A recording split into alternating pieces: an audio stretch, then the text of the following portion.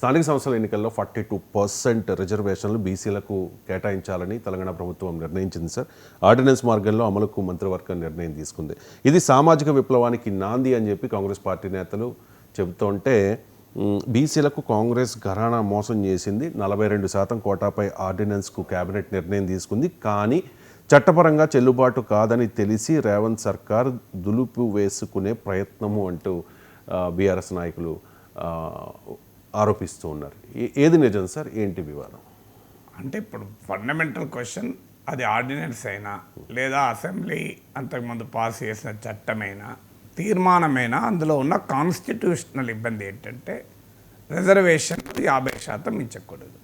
ఇది భారత supreme court Indira Sahani judgement, ఇది మండల కమిషన్ జడ్జిమెంట్గా పిలుస్తారు.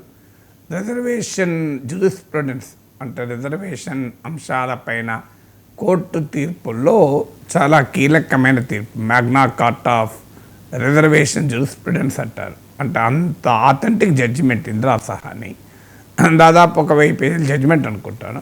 బట్ మీకు రాజ్యాంగం గురించి అవగాహన రావాలి అంటే చదవాల్సిన ముఖ్యమైన జడ్జిమెంట్లు ఇదొకటి.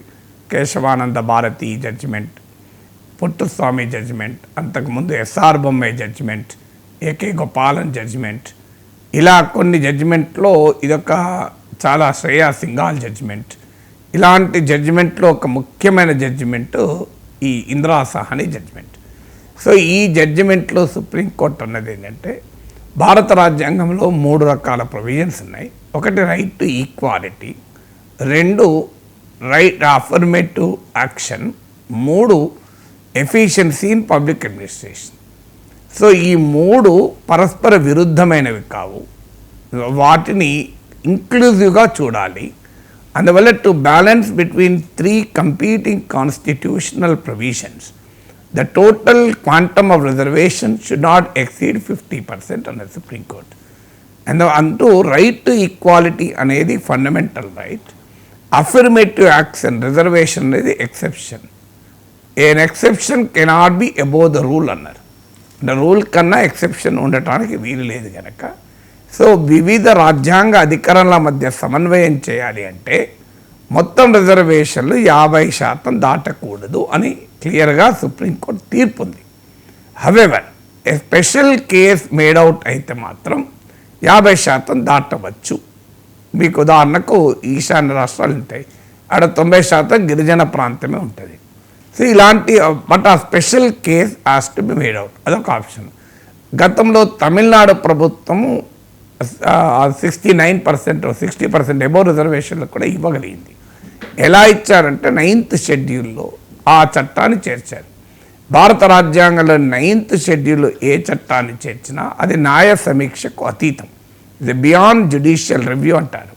సో ఇప్పుడు కూడా ఈ చట్టాన్ని, తెలంగాణ శాసనసభ చట్టాన్ని కూడా మీకు 9th షెడ్యూల్ ఆఫ్ ద కాన్స్టిట్యూషన్లో భారత పార్లమెంటు చేరిస్తే తప్ప ఆ చట్టం కోర్టు కొట్టివేయకుండా ఉండదు. అయినా ఈ మధ్య సుప్రీంకోర్టు తమిళనాడు తర్వాత ఒక జడ్జిమెంట్ కూడా ఇస్తూ, ఒకవేళ 9th షెడ్యూల్ ఆఫ్ ద కాన్స్టిట్యూషన్లో చేర్చినా అది గనక రాజ్యాంగ బేసిక్ స్ట్రక్చర్కు విరుద్ధమైతే మేము సమీక్షిస్తామన్నారు. ఇప్పుడు ఇందిరా సహాని జడ్జిమెంట్లోమో క్లియర్గా 50% రిజర్వేషన్లు మించకూడదన్న దానికి ప్రాతిపదికగా రైట్ టు ఈక్వాలిటీని చెప్పింది. రైట్ టు ఈక్వాలిటీ అనేది మన బేసిక్ స్ట్రక్చర్లో భాగం. మరి రైట్ టు ఈక్వాలిటీని ప్రాతిపదికగా, రైట్ టు ఈక్వాలిటీకి అఫర్మేటివ్ యాక్షన్కు ఉండే రిలేషన్షిప్ ప్రాతిపదికగా 50% మించకూడదు సుప్రీంకోర్టు చెప్పితే, ఇప్పుడు ఆ బేసిక్ స్ట్రక్చర్ను మార్చినట్లు అవుతుంది కదా. 50% దాటితే మరి 9th షెడ్యూల్లో పెట్టిన బేసిక్ స్ట్రక్చరు మారిస్తే మేము రివ్యూ చేస్తామన్నారు కదా అన్నది ఇప్పుడు లీగల్ ప్రాబ్లం. ఇది 42% రిజర్వేషన్లకున్న కాన్స్టిట్యూషనల్ లీగల్ హర్డిల్. ఇది మొదటి హర్డిల్ పొలిటికల్ హర్డిల్. అంటే నరేంద్ర మోడీ ప్రభుత్వం తెలంగాణ బీసీలకు 42% ఇచ్చే చట్టాన్ని 9th షెడ్యూల్లో పెట్టాలి. దానికి నరేంద్ర మోడీ ప్రభుత్వం అంగీకరించదు. ఎందుకు అంగీకరించదు అంటే రిజర్వేషన్ల పరిమితి 50% కన్నా దాటకూడదన్నది బీజేపీ విధానం.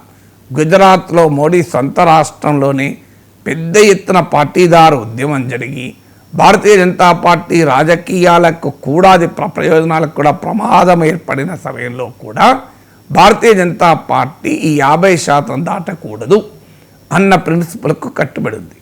దీనికి వాళ్ళ పొలిటికల్ కాన్స్టిట్యున్సీ కూడా అప్పర్ కాస్ట్ ఒక బలమైన సెగ్మెంట్. మీకు దేశవ్యాప్తంగా బీజేపీ ఓటర్లలో గణనీయంగా అప్పర్ కాస్ట్ ఉంటారు, అప్పర్ కాస్ట్ ఓటర్లలో గణనీయంగా బీజేపీకి ఉంటారు. సో అందువల్ల పొలిటికల్గా చూసినా బీజేపీ నమ్మే ప్రిన్సిపల్ రీత్యా చూసినా 50% మించి రిజర్వేషన్ల చట్టాన్ని బీజేపీ అంగీకరించదు. ఇది చెప్పకుండా బీజేపీ నాయకులు మీరు ముస్లింలను కలిపారు ఇవన్నీ చెప్తూ ఉంటారు. అసలు రీజన్ ఇది. ఎందుకు చెప్తారు? ఈ రీజన్ చెప్తే మీరు బీసీల కొరకు ఎందుకు 50% దాటరు అని క్వశ్చన్లు అడుగుతారు. కనుక మీ అగ్రకులాల ఓట్ల కొరకు బీసీలకు న్యాయం చేస్తానికి బీజేపీ ముందుకు రావడం లేదు అన్న విమర్శ వస్తుంది. కనుక ఈ యాంగిల్ చెప్పకుండా బీజేపీ ఏం చెప్తుందంటే మీరు ముస్లింలను కలిపారు అని. ముస్లింలను తెలంగాణ కలపడేంది, కర్ణాటకలో బీజేపీ అధికారంలో ఉన్నప్పుడు కూడా దూదేక్లా లాంటి ముస్లిం కులాలకు రిజర్వేషన్లు ఉన్నాయి. అంటే ముస్లిం అయితే రిజర్వేషన్ ఉండదు, బీసీ అయితే రిజర్వేషన్ ఉంటుంది. బీసీ హిందూ కావచ్చు, ముస్లిం కావచ్చు, ఎవరైనా కావచ్చు, అది ప్రిన్సిపల్. అందువల్ల మీకు ఇప్పుడు సిక్కులలో ఎస్సీలకు రిజర్వేషన్ లేవా? మీకు బుటా సింగ్ సిక్కే కదా, ఆయన రాజస్థాన్లోని జలోర్ నుంచి ఎస్సీ రిజర్వ్ సీట్ నుంచి పోటీ చేయలేదా? ఆ తర్వాత మన బంగారు లక్ష్మణ్ ఆ సీట్లో పోటీ చేయలేదా? ఎందువల్ల ఇది వాస్తవం. ఇది కాంగ్రెస్కు తెలుసు, బీఆర్ఎస్కు తెలుసు, బీజేపీకి తెలుసు. కానీ సామాజిక న్యాయానికి మేమే కట్టుబడి ఉన్నాం, మా తప్పేమీ లేదు. మా రాహుల్ గాంధీ 50% రిజర్వేషన్ పరిమితి కూడా ఎత్తివేయమంటున్నాడు. మేము అధికారంలోకి ఎత్తివేస్తాం. అందువల్ల మేము ప్రయత్నం చేస్తుంది, కానీ బీజేపీ అంగీకరించడం లేదు. ఇది కాంగ్రెస్ చెప్పదలుచుకుంది. బీఆర్ఎస్ చెప్పదలుచుకుంది ఏంటంటే అసలు కాంగ్రెస్ పార్టీకే చిత్తశుద్ధి లేదు, రాజ్యాంగపరంగా అడ్డంకని తెలిసి కూడా చేస్తున్నారు అన్నది బీఆర్ఎస్ పని.